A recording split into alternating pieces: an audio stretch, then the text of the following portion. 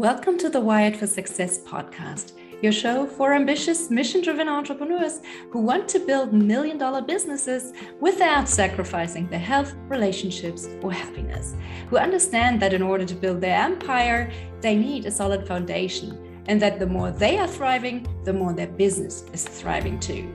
This show brings you the very best from science, self-development, and entrepreneurship to set you up for sustainable success. Hi, I'm Claudia Garbett, the scientist turned mindset and high performance coach for entrepreneurs, and I help you get wired for success. Hey everyone, and welcome back to a brand new episode of the Wired for Success podcast, where we talk about all things science, self-development, and entrepreneurship that help you get to that next level of success in your life and business.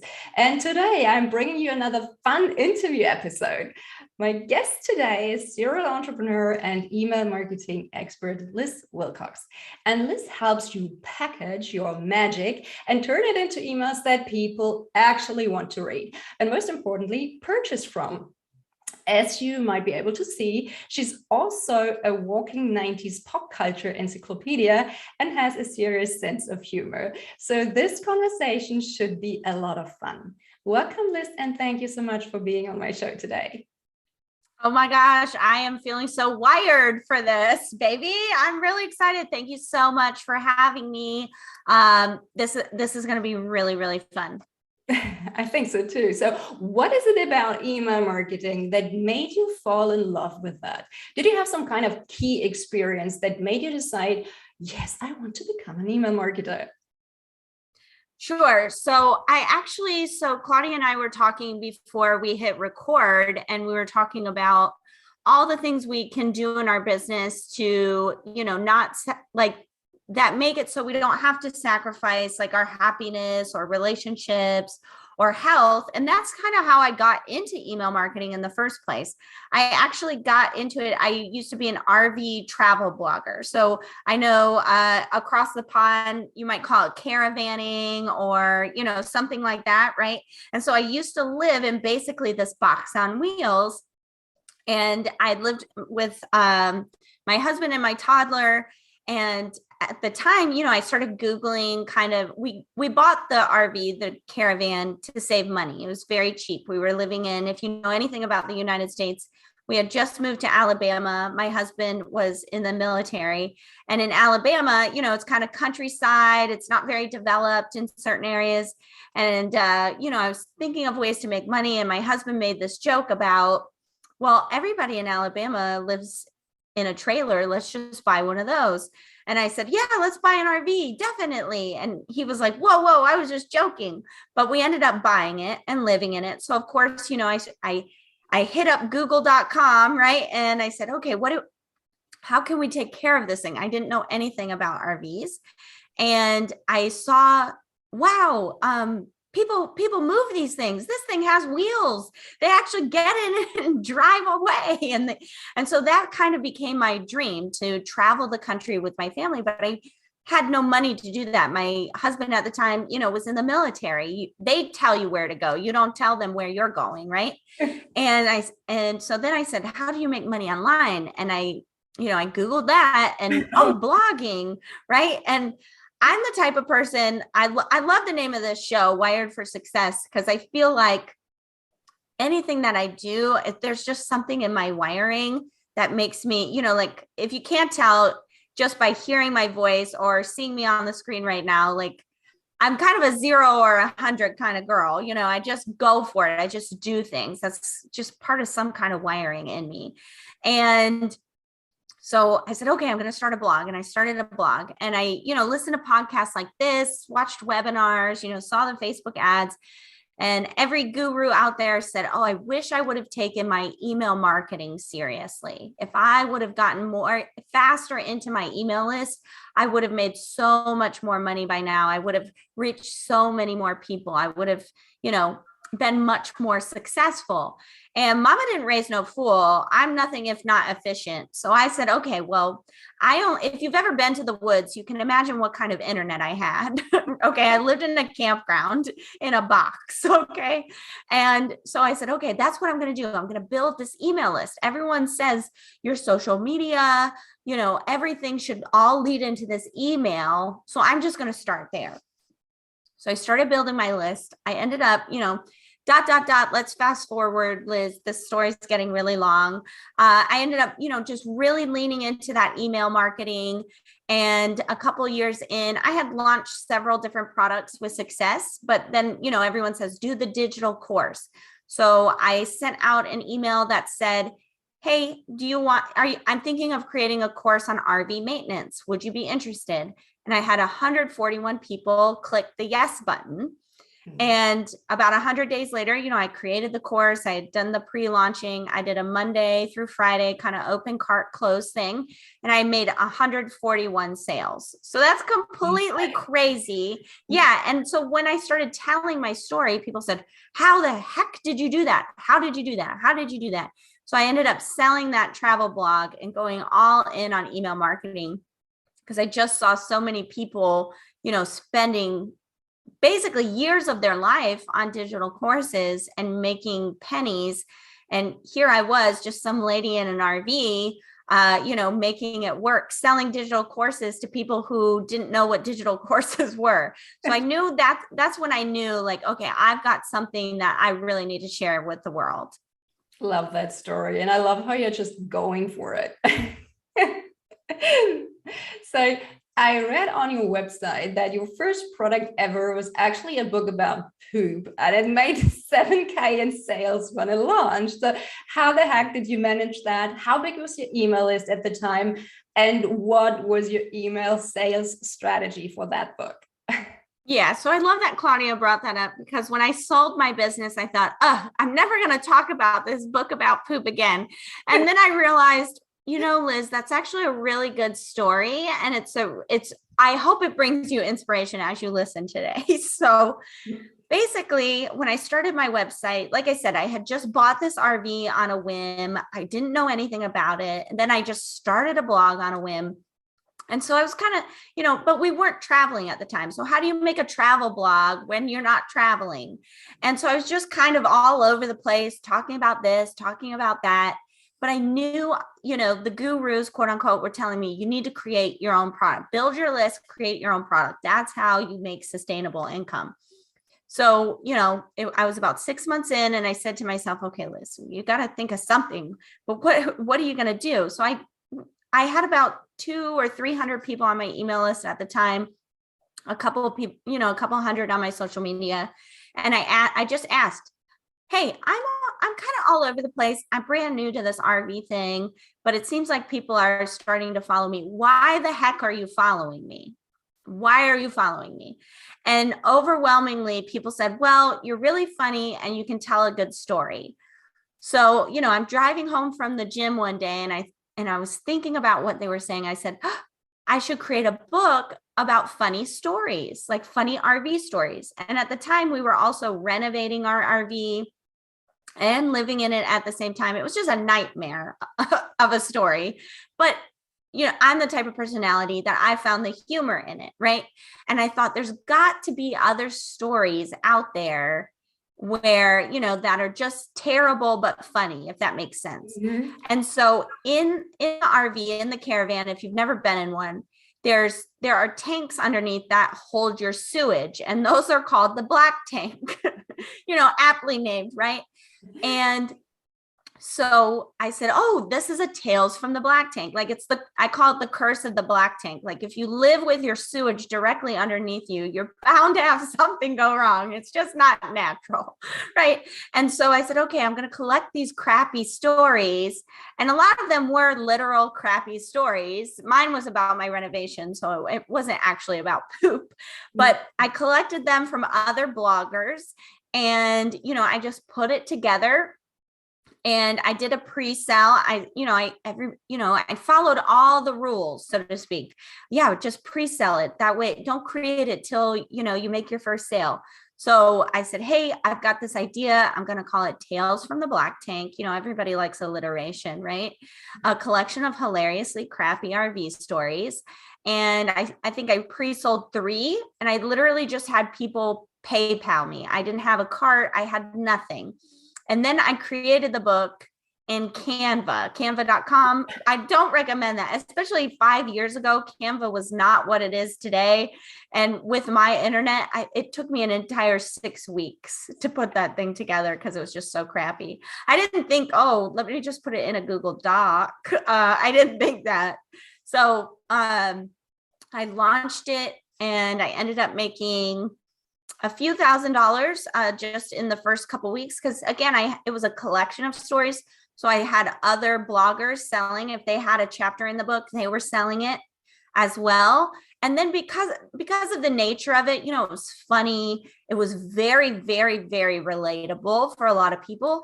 It started to get shared in a lot of places. And if you're just listening to the podcast and you can't see me, I highly recommend Googling me, because I just have this kind of face online. And I'm not saying that to boast. It just is part of my person. It's one of my strengths that I lean into. Like I usually say, if I can get in the room with someone, they'll remember me. And so I was just really leaning into that for that blog. And the cover, the image, you know, on the cover was me like making a face and like pulling the lever to release the black tank. And, you know, that was just very funny for people. And so it took off. It ended up getting picked up by an international sponsor, Campanda, which is an RV caravan rental. I think they're actually based in Germany. And so they picked up on it, and they gave me $7 for each lead it gave them. So they were giving away the book for free, and they were giving me $7 for each person that they collected. So I ended up making, you know, I think, something a little over $7,000 in just like 90 days. And it really was because it was just so funny and had mass appeal. And also because it was collaborative, I had other people sharing it, like that sponsor. I wasn't even on Instagram at the time. They found it on Instagram because someone else that had a chapter was, you know, an Instagram expert and was using the hashtags properly. Right. So that was the story of my very first product. That's so funny. And it's so funny how you can leverage your creativity to basically make money from everything, right? Yes. And I hope that I always tell that story, and why I kept that story, because I kind of sort of pigeonholed myself into, you know, for lack of a better term, like the RV poop lady. Like people were starting to recognize me at campgrounds. I'm not joking. And like, oh, you wrote that book. And I'm like, actually, I kind of have a master's degree in leadership. I'm a lot smarter than that. And I was like, I got to get out of this business. But really, I love telling the story now, because from a source of inspiration. Like if I could do that, like if that was my idea, like a book about poop, like whatever that's not helpful, right? People always say, oh, create a course that's helpful, fill a need. You know, that's not really, I mean, that's filling, you know, tickling someone's funny bone. That's about it, right? I wasn't serving anyone in any sort of serious way. So I tell that story to say, like, if I could do that, imagine what you can do. Like whatever your idea is, maybe you're listening to this, you're driving right now, or you're on a walk, like whatever your idea is, I promise you can make money from it. You really can make money doing anything.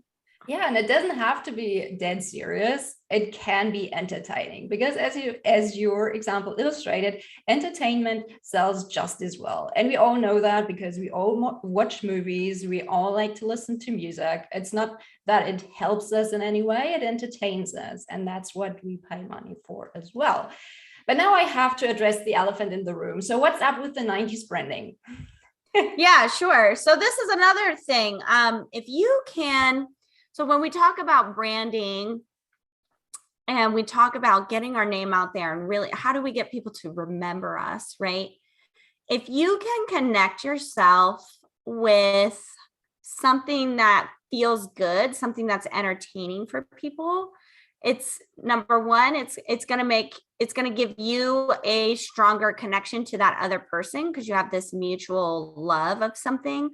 But also it's free advertising. So if you go to my website, it gives off kind of like a Saved by the Bell 90s feel. And suddenly you're taken back there. You're nostalgic, you're smiling, and suddenly you're associating Liz Wilcox with all those feelings, right? So that's great advertising, right? But also, like, I've got NSYNC in the background. Yesterday, I wore my Will Smith sweater. I love, love, love Will Smith. I call myself the Fresh Princess of email marketing. But I love Will Smith. And, there's other things I bring up. I really like Eminem and some other rappers. But if I can associate myself with, let's just say NSYNC, the next time you hear NSYNC on the radio, or you see Justin Timberlake in a movie, or, somebody mentions it on Facebook, you're going to think, oh my gosh, Liz loves them. And then suddenly, oh yeah, Liz Wilcox. Oh yeah, when was the last time I sent out an email?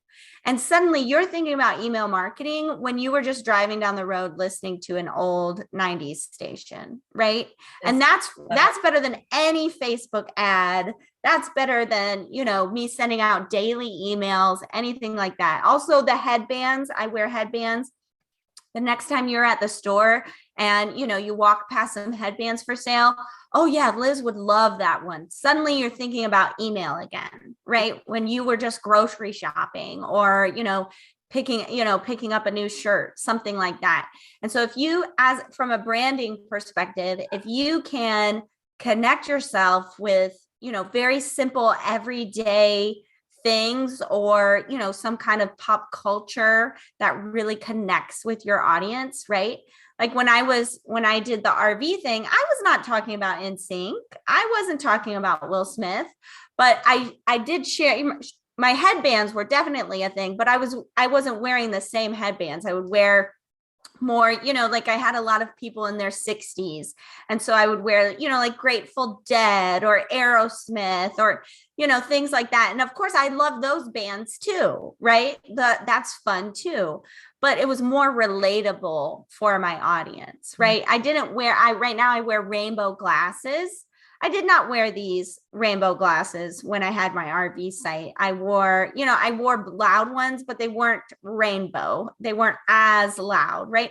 So you're always yourself. I'm always Liz Wilcox, but depending on, who I'm trying to attract, I lean more into those aspects of my personality. But in general, if you can attach yourself to some part of pop culture, that's the best advertising there is. Yeah, that's great branding advice. Thank you so much for sharing. Now, if you could travel back in time, what 90s relic would you save and bring back to the present, and why? What 90s relic? Barbara Walters, 2020. You remember Barbara Walters? She had that show 2020. I think 2020 is still on, but when she hosted it, gosh, it was so good. It was so good. And she was just an excellent journalist. I've never been asked that question, and I wasn't expecting that answer, but definitely Barbara Walters in the 90s. If only we could get some of that back. And on a related but slightly more serious note, if you could travel back in time, what advice would you like to give to your younger self? Just be yourself. So I always say the best advice I ever got was actually from my mother in the 7th grade. Believe it or not, when I was growing up, I didn't speak until I was 7 years old, except to my mother and my sister. They call it selectively mute, because I was just such a nervous, scared kid. And I was really bullied in school, up until probably really high school. And, I was just a weird kid. And I just realized, I think I was just older than everyone, if that makes sense. Now I feel like everybody's kind of caught up to me. And, I was in the 7th grade. I was a very ill kid as well. I missed a lot of school, and, I was always going, coming down with something, always had the flu, always had strep throat. And I remember being at home one day, and my mom said, Liz, the more you try to be like everyone else, the sicker you get. Mm. And I've always been one kind of in my wiring for success, I guess, where I thought about it and I really like took that to heart. And that was the day that I was like, okay, I'm just going to be who I am because I'm uncomfortable anyway. I always feel like crap, but the more I try to be like people, the more obvious it is that I'm trying. And my mom was right. The more sick I became. And so I just started leaning into Liz, right? And I wish more people, especially more young people, would realize, you know, everything in life is just a phase and it's not to be taken so seriously. Even my business, I was telling Claudia before we hit record, like, why not just have it be fun? I could go out and get a job and somebody else can worry about my paycheck, right? But I can have as much fun. I can be as much myself as possible. Writing Tales from the Black Tank, that was just me being me and not worrying about anyone else. Me right now, we're recording. I have like a border, and I've got the NSYNC in the background, the headband. This is Liz just being who Liz is, and I think I wish I would have gotten that lesson even sooner. And I wish more people would be brave enough to just be themselves. That's such a great message. And I'm sorry you had to go through all those struggles, but that you have come to this place right now where you can be authentic, where you can just be yourself and have fun. That is so amazing. And yeah, congratulations. That's amazing because so many people never get to be comfortable being who they are. Yeah. Well, thank you so much for asking that question, because I find that a lot of people that really don't know me and they just look at me and they think, oh, well, it must be nice for Liz. It must be nice to just be an extrovert and to have this fun personality and, to just be so brave naturally, be wired like that. Right. Mm-hmm. But the truth of the matter is I wasn't. I barely spoke as a child. I was always nervous. I used to hyperventilate, from being so nervous that do that to the point of fainting. Like, this is not a story I tell normally, but I say that to, you can rewire yourself if you want to. It's all about the stories you tell yourself. And if I could be that person today if I wanted to, but I knew deep down, the forefront of my mind was, oh my gosh, life sucks. This is terrible. I'll never do the thing. But there was something in the back of my head that said, and maybe that's part of my wiring that said, no, Liz, if you want it, just go do it. Like, if you want it, you can change. And so I was able to come out of my shell, able to, learn things and try new things and say, well, what if I just wore this funny headband? What if I just wrote a book about poop? What if I just spoke up for myself? What if I just leaned into Liz and didn't worry about the rest? And I've been able to quite literally change my whole entire life to be who I am today. And so it's not about just looking at people on, you look at people online and they look so polished and, oh, I'll never be able to have that. I'll never be able to do this. I started my business. I didn't even have internet. I took it from laundromats, from libraries. My first book was about poop, for heaven's sakes. And even when I, every year it was something else. And I mentioned my husband, we're now divorced because, there just wasn't the support there, but I just wanted to go after what was truly Liz and what I was wired for. And the more I do that, the happier I am and the more successful I become.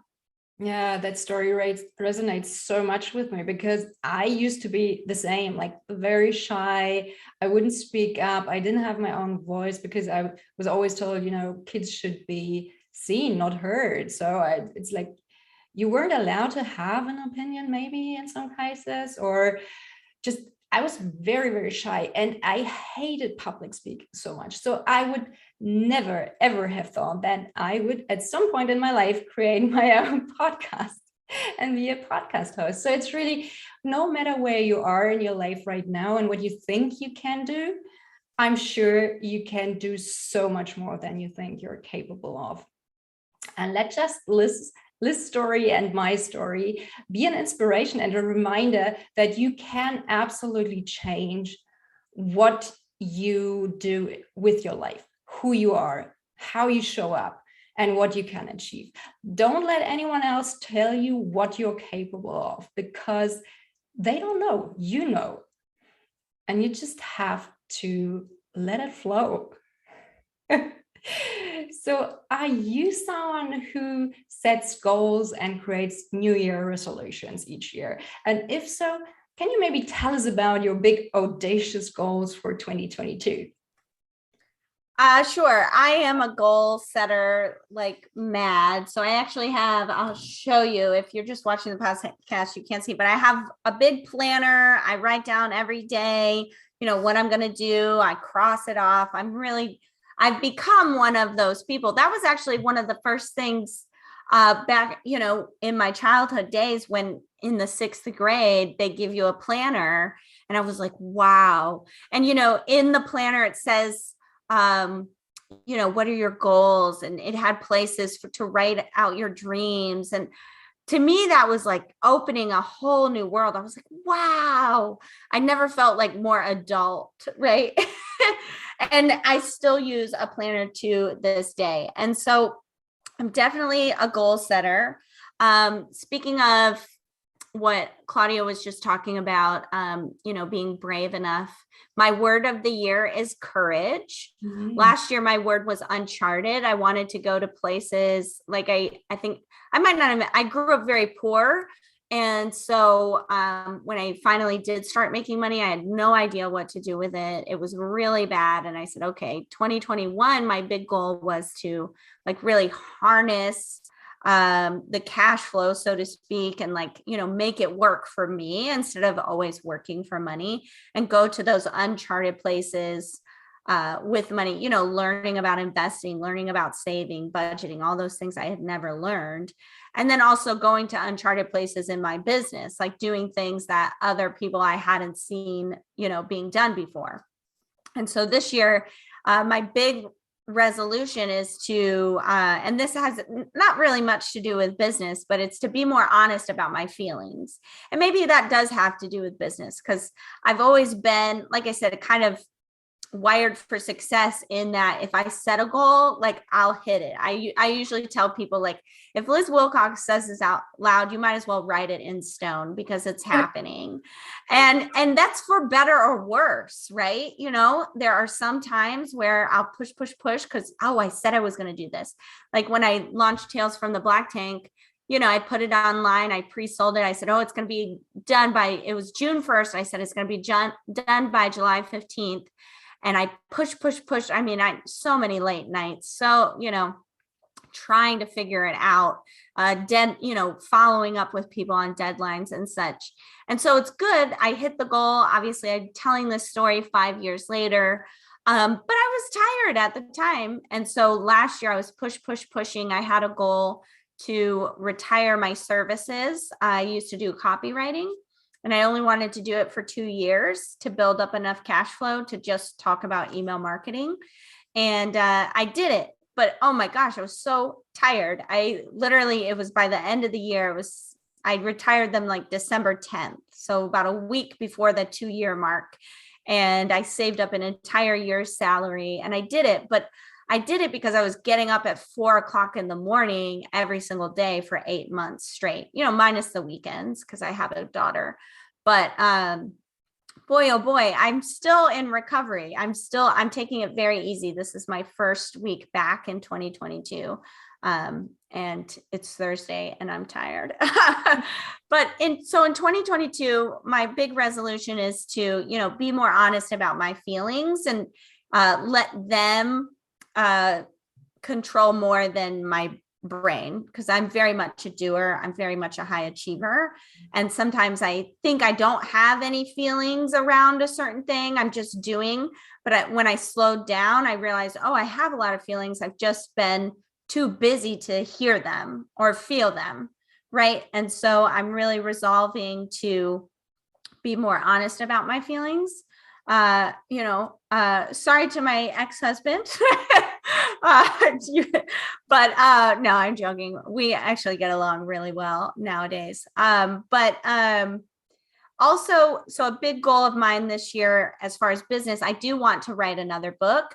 I find there's just so many people, like when I say, oh, I make email marketing fun, oh yeah, right. Oh, I'd like to see that, because email seems so complicated. There's all these, I call them the internet gods, but it's like, why is this in spam? And, when it's a brand new person, why is it, what do I say every single week? What is a welcome sequence? And there's so many different pieces of advice out there for so many different industries that the biggest thing I see people is they just simply, oh, that's too complicated. It's easier to just post something on Instagram or, open a Facebook group. I'm just going to do that instead. So I really want to write a book that makes email simple. I really want to write a book that makes email fun. So my goal for this year, my big goal, is to write a comic book about email marketing. Nice. And really, because I was, and everyone complicates stuff. I said, okay, I'm going to write a book about email. It's going to help me get bigger media opportunities. I was thinking of it from a strategical point of view, because that's how my brain works. But I told a friend that, or I told someone, and they said, oh, that's going to be so funny. And I thought, oh yeah, it should be funny. Like I wasn't even thinking, I was just thinking, oh gosh, now I got to write a book. This is going to be so hard, which is so funny. And so I said, well, I always ask myself two questions when I create something. I say, what would this look like if it was easy? Yeah. Yeah. And then a follow-up, what would it look like if it was fun? Mm-hmm. Because those are sometimes two different answers. Sometimes it's like, well, if it was easy, I'll just hire Joe Blow to do it. Right. But sometimes, oh, if it was fun, I'll write a comic book. Because that's what I was thinking. What would this look like if it was easy? And my answer was, well, I'll just hire a ghostwriter and I'll just create the outline and they'll write it and I'll edit it. Right. That sounds easier. But then I said, well, what would it look like if it was fun? I was like, oh, it would totally be a comic book. I could do that. The same way with my Tales from the Black Tank.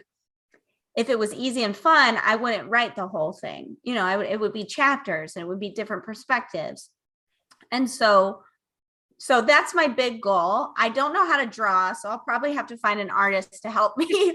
But I just want, going back to that original point of, I just want, if you're listening right now and you're like, yeah, email is kind of complicated, I don't know how you would make it fun. I just want people to be able to pick up the book and read it and like literally be able to visualize, oh, that's exactly what she's saying. I totally get it.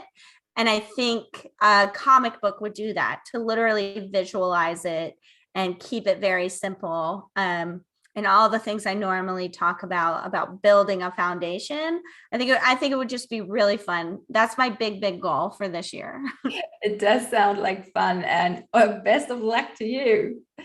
Thank you. Now I have to do it because this is being recorded and this is going to be published. Yeah. So now hopefully by the time this is out there, we'll have like a wait list in the show notes for you. Oh yeah. So what are the biggest email marketing mistakes you see people make right now? Okay, let's get into it. So we're creating the outline for the book right now, folks. This is live.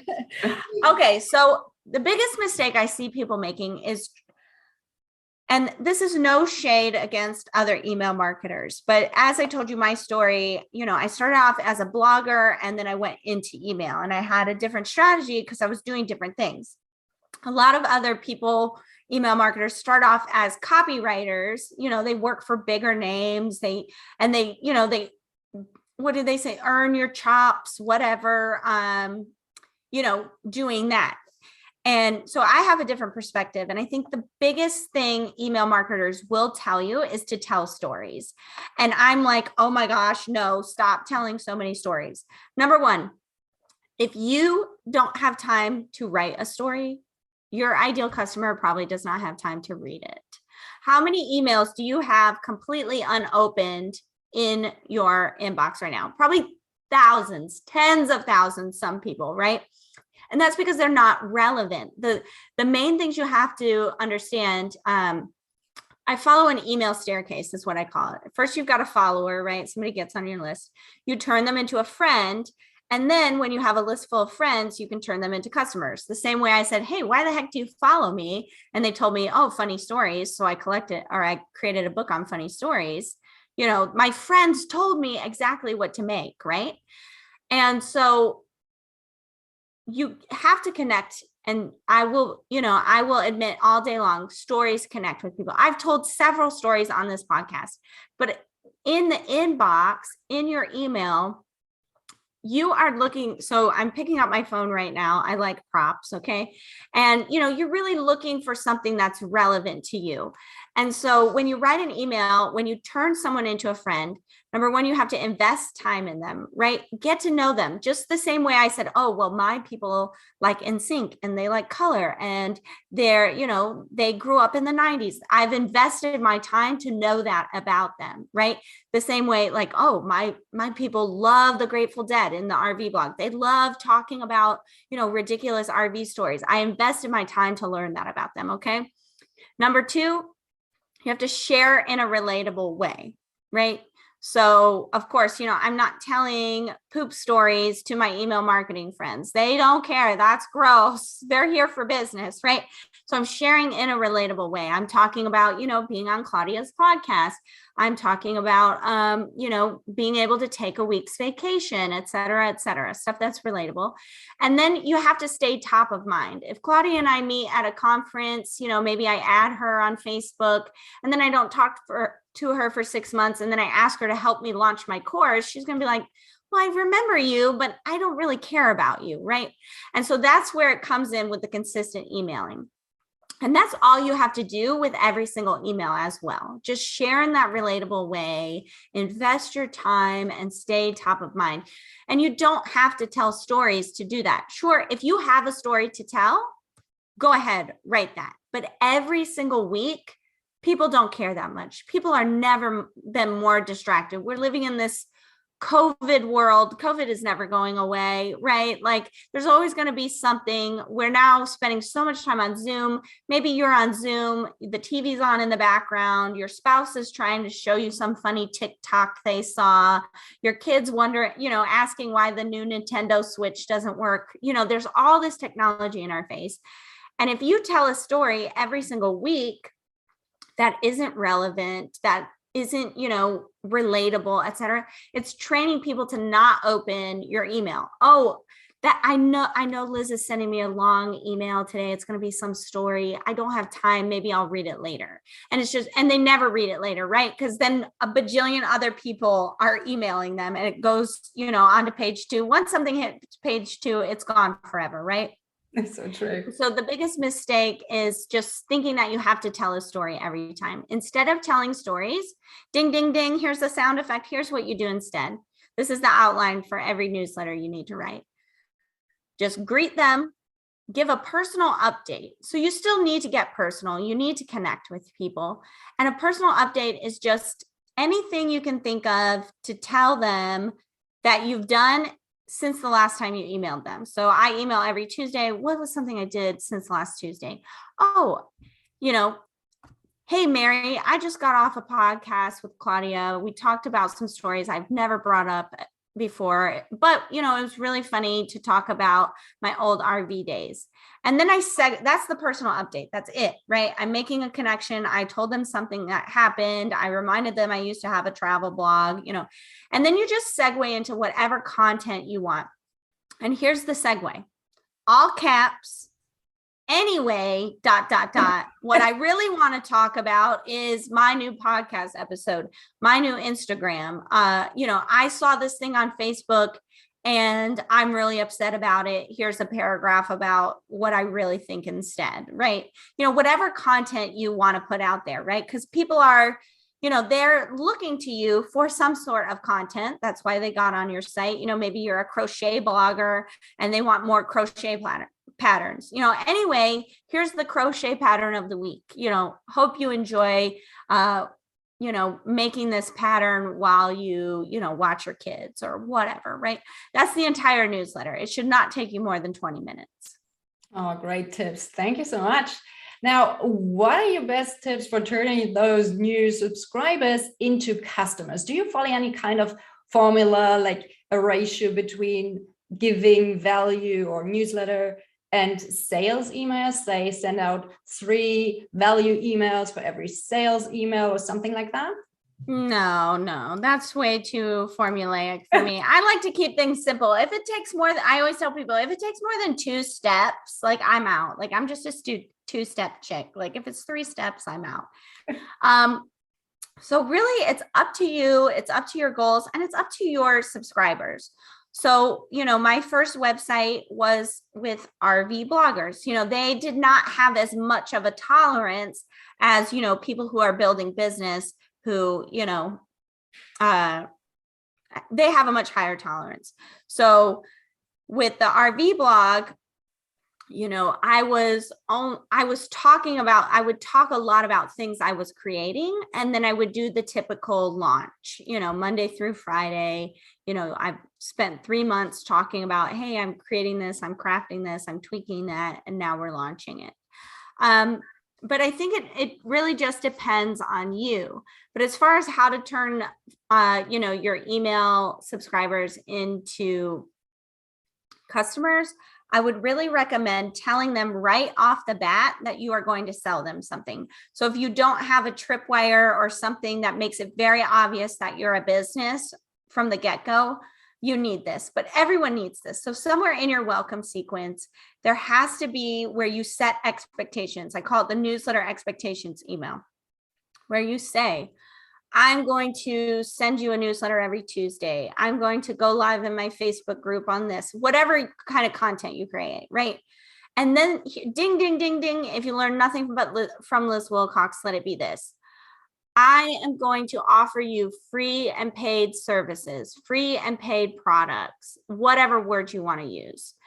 And you've got to have that in there, because even if you don't have products yet, or your products aren't selling, it just kind of flips a switch in the back of their head. Oh, Claudia's a business. Oh, Liz is a business. And this is what saved me in that B2C world, right? Where people, they're not expecting to pay for anything. They just watch YouTube videos on, caravanning all day long, right? But I told them up front to expect paid products from me. And so somewhere, like if you do nothing else for the rest of the day, or maybe you're listening to this at night and you have an agenda for tomorrow, please go put that one sentence in there. You don't have to write the whole email, but just put that one sentence. I'm going to offer you free and paid products. If you have some products, then you can sub bullet, like my $9 membership, like my 20-minute newsletter, whatever, right? But if you don't have any, don't worry, but you've got to put that sentence in there, because it just lays the foundation for what's coming up. So that when you send out a sales email, or you send out a newsletter and a PS, check out my coaching program, it's not a surprise, because you literally told them when you first met them, quote unquote, that you were going to offer paid products. If they don't like it, they're going to unsubscribe, which is good, right? Yeah, it's so important to set those expectations and to give people the chance to opt out as well. I mean, because you don't need a big list of people who will never buy from you. So what's the point? So if they're not Amen. that, they can unsubscribe straight away, right? Yes. Last but not least, where can our listeners find you online if they would like to have more fun with you or learn about email marketing? Sure. Of course, I'm an email marketer, so I want you on my email list. I email every Tuesday, like I've casually dropped a few times. And you can go to lizwilcox.com. In the top right-hand corner, there's a hot pink button that says free email swipes. So like I was just mentioning, that newsletter expectation email, if you want to see an example of that, I actually, when you get the free email swipes, I have an entire welcome sequence that shows you how to build that foundation so you can turn those people into friends and to customers. And so it's an entire welcome sequence already written. You take out the Liz Wilcox-ness of it and you put in your stuff. And then I also give you 3 newsletter examples so you can kind of see what I've been talking about this whole hour about, really connecting with your people. And if that's not enough, I give you 52 email subject lines for prompts. So you have an entire year's worth of ideas for you. That's entirely free. You go to lizwilcox.com, that button, it's hot pink or hot purple, depending on your color scheme. It says free email swipes. It's in that top right-hand corner. And then, of course, if you're really into the 90s like I am, and you want some email inspiration and some 90s fun, you can follow me on Instagram. My handle is at the Liz Wilcox, THE Liz Wilcox. I share a lot of fun stuff over there too. Perfect. Thank you so much, Liz, for sharing all those tips and insights with all of us today. It was wonderful having you on the show. Oh, it was so great. I had a lot of fun. You brought out some really great stories. Thank you for having me. And I can't wait to see what everybody does with email marketing. My pleasure. So take care and talk to you soon. Bye. Thank you so much for listening to the Wired for Success podcast. I hope you've enjoyed this episode. If you did, please take a sec to rate and review my show or share it with a friend. That way you can support the show and help me reach and support other entrepreneurs like yourself as well. If you would like my help to figure out how you can go from overwhelmed and overworked hustler to empowered and confident leader, check out my website at www.wiredforsuccess.solutions and book a free 20-minute strategy session with me. Can't wait to help you get wired for success. Until next time, take care. Bye.